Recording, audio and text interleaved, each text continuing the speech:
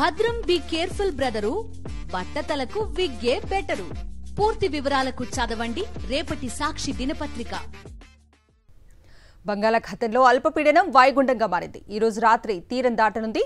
వాయుగుండం నేపథ్యంలో విశాఖ యంత్రాంగం అప్రమత్తమైంది. అనకాపల్లి జిల్లా కలెక్టరేట్లో కంట్రోల్ రూమ్ ను ఏర్పాటు చేశారు అధికారులు. ప్రజలు అప్రమత్తంగా ఉండాలని సూచిస్తున్నారు. తాజా పరిస్థితిని వివరించేందుకు మా ప్రతినిధి నాయుడు లైవ్ లో అందుబాటులో ఉన్నారు. నాయుడు,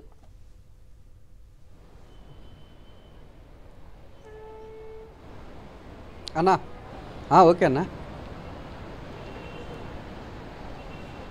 పూర్తి అప్డేట్స్ ని మా ప్రతినిధి నాయుడు లైవ్ లో అందిస్తారు. నాయుడు,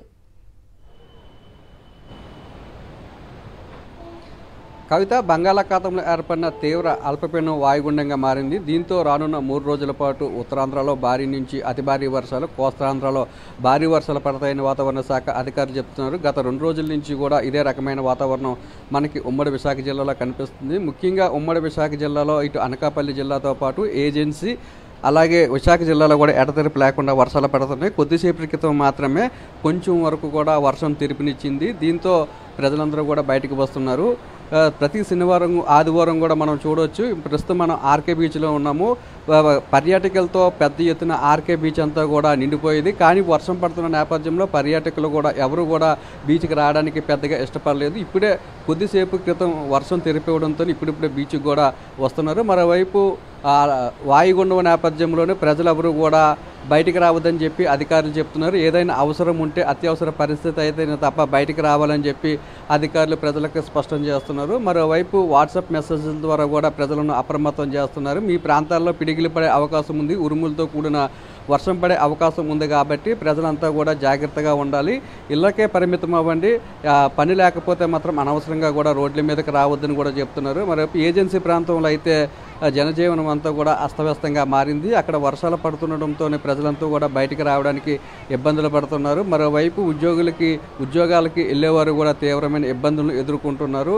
ఈ భారీ వర్షాలు పడుతున్న నేపథ్యంలోని ఈరోజు ఉమ్మడి విశాఖ జిల్లాలో స్కూల్ అన్నింటికి కూడా సెలవులు ఇవ్వడం జరిగింది. మరోవైపు సముద్రం కూడా అల్లకల్లంగా కనిపిస్తుంది. గంటకు 45 నుంచి 65 కిలోమీటర్ల వరకు కూడా గాలి వేగం వీచే నేపథ్యంలో మత్స్యకారులు ఎవరూ కూడా వేటకి వెళ్ళొద్దని చెప్పి అధికారులు స్పష్టం చేశారు. 3 రోజుల పాటు కూడా వేటకి వెళ్ళొద్దని చెప్పి అధికారులు మత్స్యకారులకి సూచించారు. దీంతో మత్స్యకారుల బోట్లన్నీ కూడా కేవలం జట్టీలకే పరిమితమయ్యాయి. మరోవైపు ఈ తుఫాన్ ప్రభావంతో భారీ వర్షాలు పడనున్నాయన్న నేపథ్యంలోని అనకాపల్లి అలాగే విశాఖ కలెక్టరేట్లో కూడా కంట్రోల్ రూమ్ని ఏర్పాటు చేశారు. ఎవరికైనా అవసరం ఉంటే మాత్రం వెంటనే ఫోన్ చేయాలని కూడా సూచిస్తున్నారు. ఇంకా అనకాపల్లి జిల్లాకు సంబంధించి అయితే ఈ భారీ వర్షాలతోని ఏవైతే రిజర్వేర్లు ఉన్నావో కోనం కానీ, రైవాడ కానీ, కళ్యాణపులవ, తాండవ వంటి రిజర్వేర్లన్నీ కూడా పూర్తి స్థాయి గరిష్ట నీటి మట్టానికి చేరుకున్నాయి.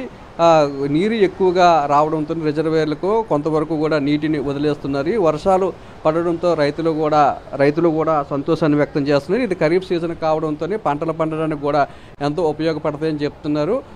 ఇంకా మొత్తంగా చూసుకున్నట్లయితే ఈ పడుతున్న వర్షాలు మాత్రము వాళ్ళ ప్రజలు విశాఖ జిల్లాలో మాత్రం తీవ్ర ఇబ్బందులు ఎదుర్కొంటున్నారు. వర్షాలు పెద్దగా పడుతుండటంతో ఏవైతే రోడ్ల మీదకు నీరు కూడా వచ్చి చేరుతుంది. కొన్ని చోట్ల చెట్లు కూడా కూలిపోయే పరిస్థితి ఉంది. ఆ జిల్లా అధికారులు మాత్రము ఎప్పటికప్పుడు అధికార యంత్రాంగాన్ని అంతా కూడా అప్రమత్తం చేస్తున్నారు. ప్రజలంతా కూడా అప్రమత్తంగా ఉండాలని చెప్పడంతో పాటు ఏవైనా అవసరం ఉంటే వారికి సంబంధించిన సహాయ సహకారాలు అందించాలని కూడా చెప్తున్నారు. ఎందుకంటే కరెంటుకి సంబంధించి కానీ ఎక్కడైనా చెట్లు కానీ కూలిపోయినట్లుంటే అలాగే మ్యాన్హోల్స్ ఎక్కడైనా పొంగి ప్రవహిస్తున్నట్లయితే అటువంటి ప్రాంతాల్లోని అధికారులంతా కూడా జాగ్రత్తగా ఉండాలని చెప్తున్నారు. ఇక కొండవాళ్ళు ప్రాంతాల్లో కూడా ప్రజలను అప్రమత్తం చేస్తున్నారు. కొండ చర్యలు ఇరిగిపడే అవకాశం ఉండడంతో అక్కడ అధికారులను పెట్టారు, కొన్ని చోట్ల పోలీసులను కూడా పెట్టారు. ఎవరు కూడా అటువైపు వెళ్ళొద్దని చెప్తున్నారు. ఎక్కడైనా కొండ చర్యలు విరిగి పడతాయన్న అనుమానం ఉన్న చోట్ల అక్కడ ప్రజలందరినీ కూడా ఖాళీ చేస్తున్నారు. ఖాళీ చేయించి సురక్షితమైన ప్రాంతాల్లో కూడా తరలిస్తున్నారు. మరొక 3 రోజుల పాటు ఇదే వాతావరణము ఉత్తరాంధ్ర ప్రాంతంలో ఉంటుందని చెప్పడంతో అధికార యంత్రాంగం అంతా కూడా సిద్ధమైంది. ప్రజలు కూడా జాగ్రత్తగా ఉండాలని చెప్తున్నారు. శ్రీకాకుళం, విజయనగరము, మన్యం జిల్లాతో పాటు ఉమ్మడి విశాఖ జిల్లాలో ఉన్న 3 జిల్లాల ప్రజలు కూడా జాగ్రత్తగా ఉండాలని అధికారులు చెప్తున్నారు. అయితే ఈ రోజు రాత్రికి కళింగపట్నం దగ్గర తీరం దాటుతుందని అధికారులతో ఈ వాయుగుండం తీరం దాటుతుందని చెప్తున్నారు. తీరం దాటిన తర్వాత కూడా దీని తాలూకా ప్రభావం ఎక్కువగా ఉంటుంది. ఈ తీరం దాటిన తర్వాత కూడా మరొక 24 గంటల పాటు అతి భారీ వర్షాలు కూడా పడే అవకాశం ఉన్నందున ప్రజలందరూ కూడా జాగ్రత్తగా ఉండాలని చెప్తున్నారు. Kavitha. Right Naidu, thank you.